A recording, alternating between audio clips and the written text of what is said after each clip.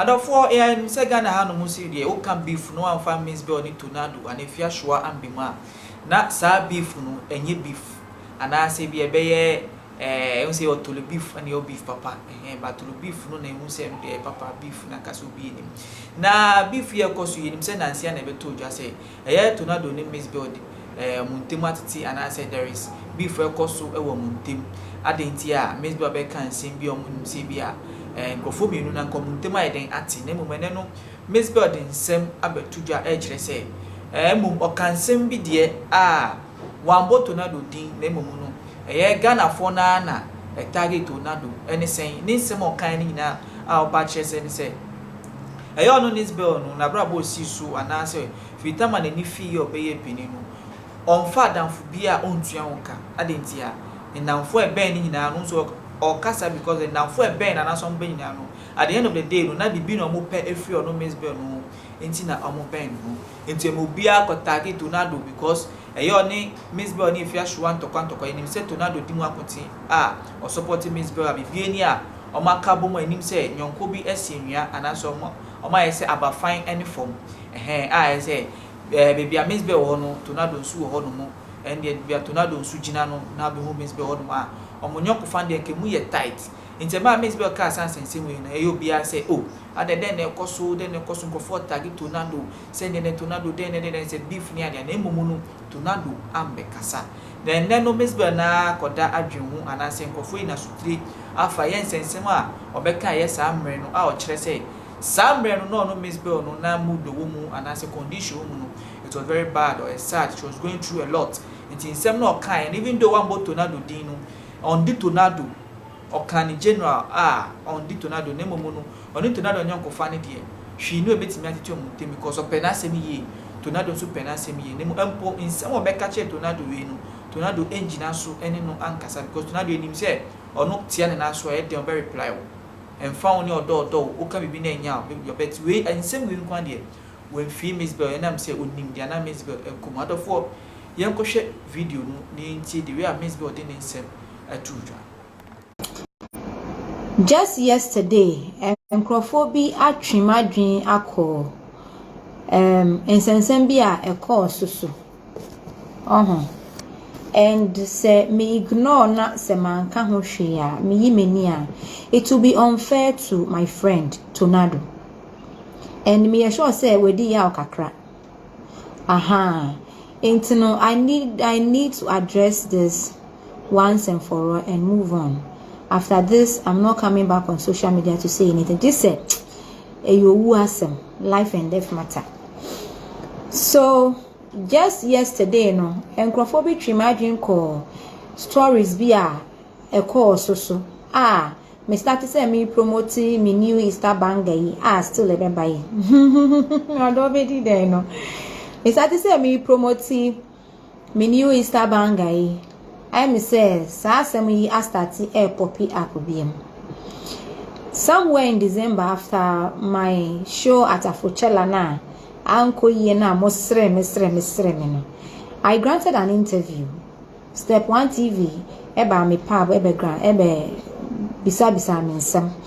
And somewhere along the interview, I got emotional, I cried, and I broke down, and I make and same be later on me akasa me san share me who say man sa particular statement na making man can ye. Somewhere along the line me can say I've never really had any true genuine friend. Obia obebe mi bia no obe show me love na this me tuya musika. It's like I've been paying for love. But it is not entirely true. There are some few people in my life that are loyal and genuine to me. It is asem na me kan ye me de ya oni areho na ebufu e na kan asem no but me ka wie no me akasa me be hu se asem ama kan man kan ye. So I quickly came back on social media to render an apology to all my genuine friends, my loyal friends. But post na me ye no ankosi baby a interview ni mum na nkrofo gu so share keka onsem ka Afochella nsem entino. My friends and people who matters no, they didn't see say me by render apology.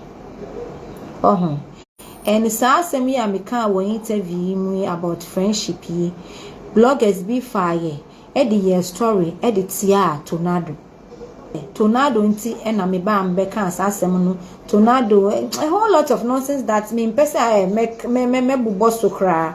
But those of you who saw I believe say a lot of you saw that story na nkrofo ayiri omo ho afa phone esi omo nim na me ma beka ma asem na munim as nipa amene ne ka na say what was going on in my life am de beka asasem no na mo assume keke say Tonardo nti ena me beka asasem na mo didi natem ehuro no egu nanim ase eka asasem no and he didn't say anything.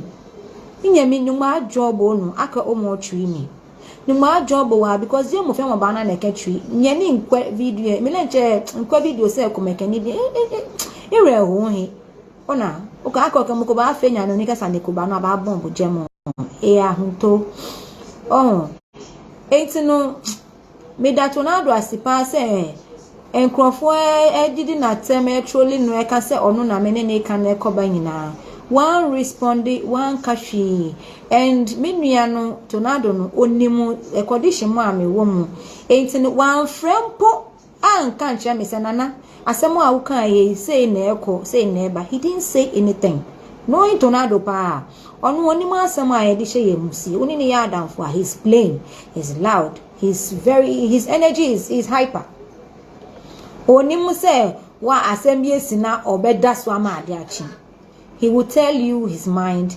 Say not to say Obia Sumajuna ya moving on. But he did not mention, he did not comment on social media, he didn't say anything, he kept quiet all through. So yesterday, uncrophobia a tree margin call sa interview no so.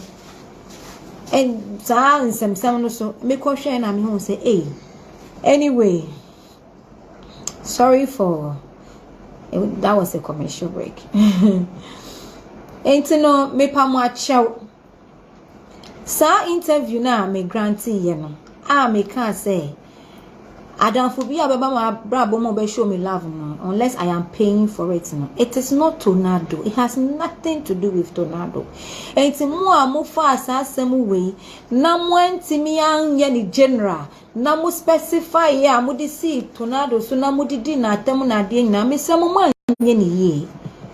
Don't pick obi asem ye be kan the sense out of context. Memfa obi asem na embambet na social media en church mo en treating as fact. It is wrong.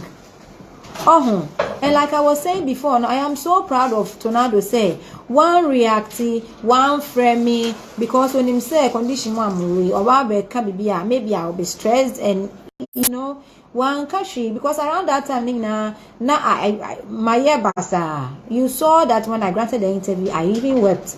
I was totally heartbroken. So he didn't say anything until yesterday. And Crawford imagine. Of course, when I say, how could people even do this? As a senipa mienu back together, no more by down for. There are some people sitting there waiting for something to happen so that they will say, almost to me the timeline cry to Crawford down free enya 6 months, a begu enya 2 months, and they keep projecting that energy on the relationship, on the friendship, on the marriage. To say bibi beba say bibi ma yen krapo no mo say you people are not regular on Facebook and social media like you used to pay. They will just come up with something. One thing I've learned about social media says say uni obi ye adamfu na say adamfu fa no esombo ma wa and say we flaunt say adamfu fa no on social media because the bia you are sitting together having fun, making videos. Somebody will come up with a story that you are fighting.